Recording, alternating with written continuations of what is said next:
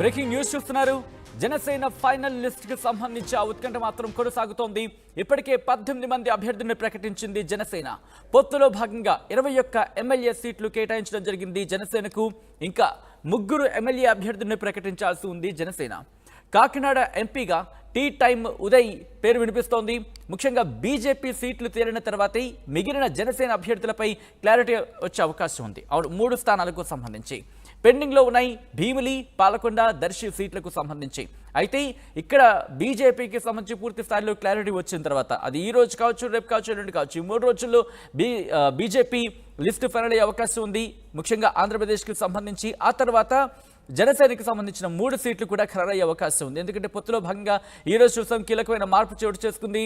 ముఖ్యంగా పి గన్నవరానికి సంబంధించి అక్కడ తెలుగుదేశం పార్టీ స్థానం, కానీ అక్కడ పి గన్నవరానికి సంబంధించి మహాసేన రాజేష్కి అక్కడ స్థానికంగా వ్యతిరేకత వ్యక్తమవడంతో స్థానాన్ని మార్చేసిన పరిస్థితి. గిడ్డి సత్యనారాయణ బరిలోకి దించింది అక్కడ జనసేన. ఈ నేపథ్యంలో స్థానం బదిలీ అయ్యే అవకాశం ఉంది. ఆ బదిలీలో చూసాం ఎటువంటి ఈక్వేషన్స్ మారుతున్నాయో. సో అటువంటి పరిస్థితి వస్తే కనుక మరిన్ని సీట్లలో కాస్త అటు ఇటు అయ్యే అవకాశం ఉంది. కానీ ప్రస్తుతానికి మాత్రం 21 స్థానాలకు సంబంధించి 18 స్థానాలు ఖరారైపోయాయి. ఇంకొక 3 సీట్లు మాత్రమే మిగిలిన పరిస్థితి. ఆ 3 సీట్లు కూడా భీమిలి, పాలకొండ, దర్శిగా తెలుస్తోంది. సో ఎప్పటికల్లా పూర్తి స్థాయిలో క్లారిటీ వచ్చే అవకాశం ఉంది. తెలుసుకునే ప్రయత్నం చేద్దాం. ఎవరెవరికి దక్కే అవకాశం ఉంది కూడా తెలుసుకునే ప్రయత్నం చేద్దాం. మా ప్రతినిధి రాజేష్ అప్డేట్స్ అందించేందుకు లైవ్లో జాయిన్ అవుతున్నారు. రాజేష్, ఆ 3 స్థానాలకు సంబంధించి ఎప్పటిలోపు క్లారిటీ రావచ్చు జనసేన సీట్ల విషయంలో?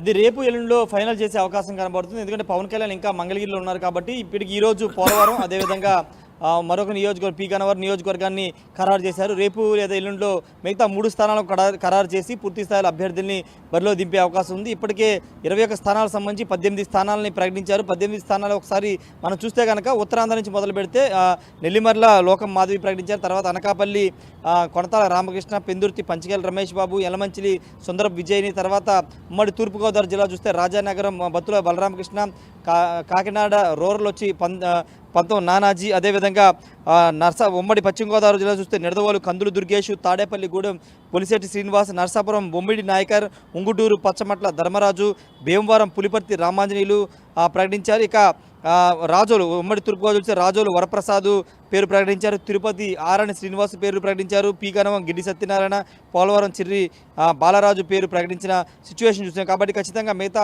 తెనాలి నాదెండ్ల మనోహర్ కూడా పేరు ప్రకటించారు. ఇక మిగిలింది 3 స్థానాలు కాబట్టి ఆ 3 స్థానాలు కూడా 2-3 రోజులు ప్రకటించే అవకాశం ఉంది.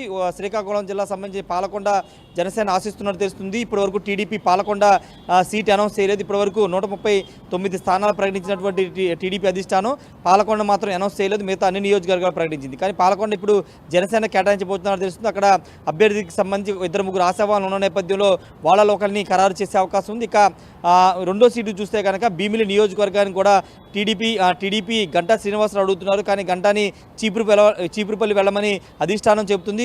భీమిలితో పాటు చీపురుపల్లిని కూడా ఇంకా టీడీపీ అధిష్టానం హోల్డ్లో పెట్టింది. ఒకవేళ గంటా చీపురుపల్లి వెళ్తే కనుక భీమిలి జనసేన కేటాయించే అవకాశం ఉంది. జనసేన నుంచి అక్కడ పంచకట్ల సందీప్ ఆ సీటు ఆశిస్తున్నారు. ఆల్రెడీ ఆయన గ్రౌండ్ వర్క్ చేసుకుంటున్నారు.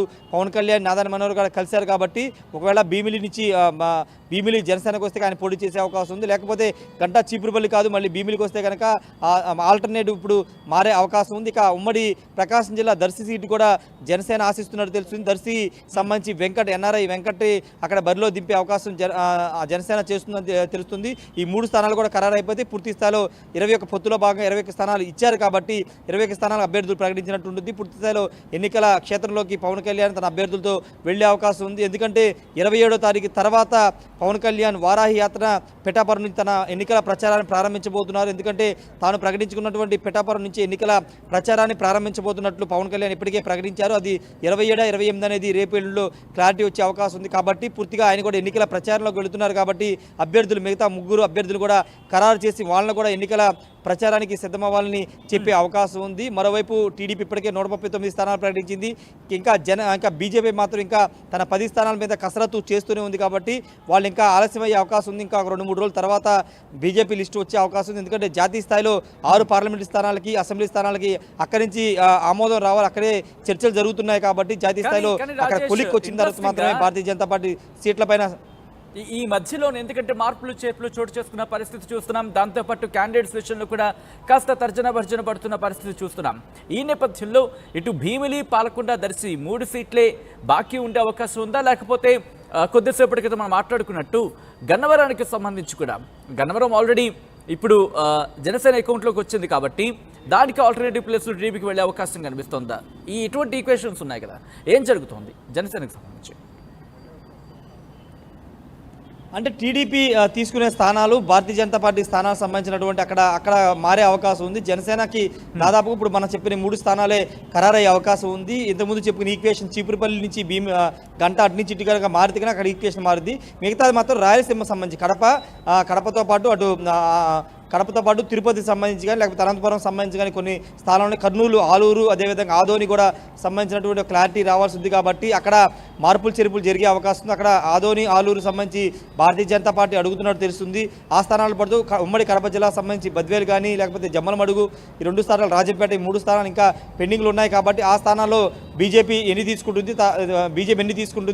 తర్వాత టీడీపీ ఎన్ని తీసుకుంటుంది అనేది స్పష్టత రావాల్సి ఉంటుంది. కాబట్టి జనసేనకు వెళ్ళిపోయిన సీటుకు సంబంధించి ఆల్టర్నేటివ్ బీజేపీ, టీడీపీ మధ్య మార్చుకునే అవకాశం అయితే కనబడుతుంది. సచిన్ రైట్, ఇప్పుడు ఒకసారి ఇండివిజువల్గా మాట్లాడుకుంటే, ఎందుకంటే భీమిలి కావచ్చు, పాలకొండ కావచ్చు, దర్శి కావచ్చు, భీమిలి నుంచి మొదలు పెడితే అక్కడ ఆల్రెడీ జనసేన నుంచి అంటే వైసీపీ నుంచి జనసేనకు చెందిన వంశీ ఆయన టికెట్ ఆశించిన పరిస్థితి భీమిలి విషయంలో.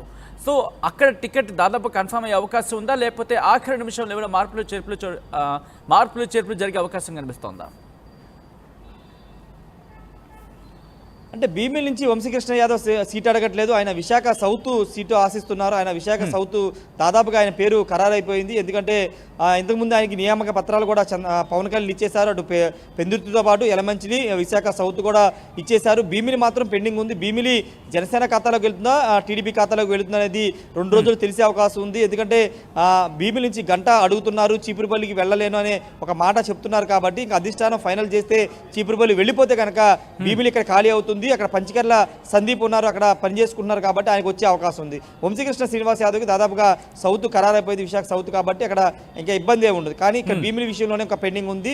ఇంకా ప్రకాశం జిల్లా దర్శికి సంబంధించి కూడా దర్శి కొంత కాపు సెట్టిబలజులు, కాపు ఓటు బ్యాంక్ ఎక్కువగా ఉన్నటువంటి నియోజకవర్గం కావడంతో అక్కడ కాపు సామాజిక వర్గానికి సంబంధించిన అభ్యర్థి పెట్టడం, జనసేన కేటాయించడం ద్వారా ఆ సీటు గెలవచ్చు అనేది ఉమ్మడి పొత్తులో ఉన్నటువంటి టీడీపీ, జనసేన భావిస్తుంది. కాబట్టి దర్శి ఇచ్చే అవకాశాలు ఎక్కువగా కనబడుతుంది. రాయలసీమ జిల్లాలకు సంబంధించి జనసేన ఎక్కడ కూడా అడగట్లేదు.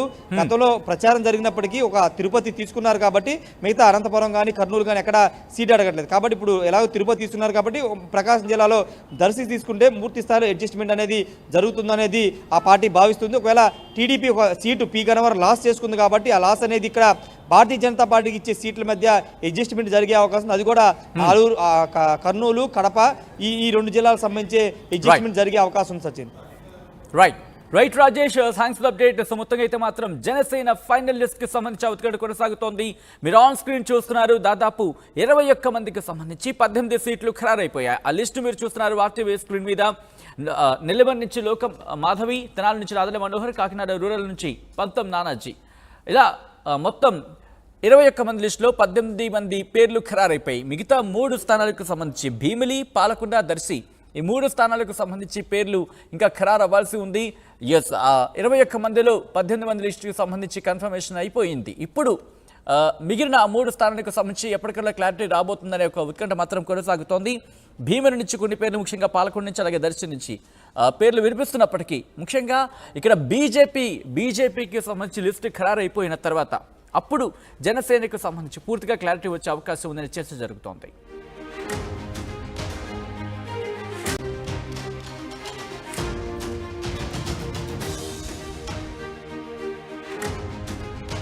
బ్రేకింగ్ న్యూస్ చూస్తున్నారు. జనసేన ఫైనల్ లిస్ట్ కి సంబంధించి ఆ ఉత్కంఠ మాత్రం కొనసాగుతోంది. ఇప్పటికే 18 మంది అభ్యర్థులను ప్రకటించింది.